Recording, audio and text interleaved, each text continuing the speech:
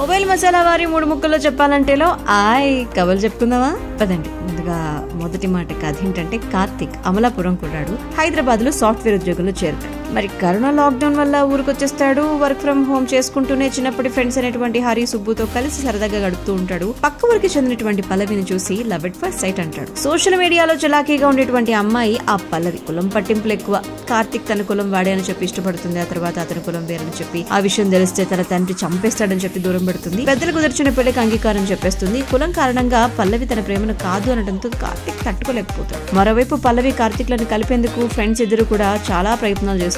స్నేహితుల ప్రయత్నం మరి ఫలించిందా? తన కొడుకు ప్రేమ విషయం తెలుసుకున్న కార్తిక్ బూరయ్య ఏం చేశాడు? పల్లవితో కార్తిక్ పెళ్లి జరిగిందా లేదా అనేది మిగతా కథ అనమాట. నెంబర్ 2, మంచి హాస్యం, స్నేహం ప్రధానంగా సాగేటువంటి కథ. అమలాపురం నేపథ్యం. చిన్నప్పటి స్నేహితులు, ప్రేమ అనగానే అచ్చమైన తెలుగుదనం గుర్తొస్తుంది. అందుకు తగ్గట్టుగానే ఆ ప్రాంతానికి చెందినటువంటి మనుషుల్లో కనిపించేటువంటి అమాయకత్వం, పట్టింపులు, ఆప్యాయతలు, వెటకారం ఇలా అన్నిటినీ మేళవిస్తూ కథ నడిపిస్తారు డైరెక్టర్. ఇక ఫైనలీ చెప్పాలి అంటే గనక entertainment, actors and climax scenes ఖచ్చితంగా నచ్చేస్తాయి అనమాట. కాస్త హాయిగానే ఆయన నచ్చేస్తుందో చెప్పాలి.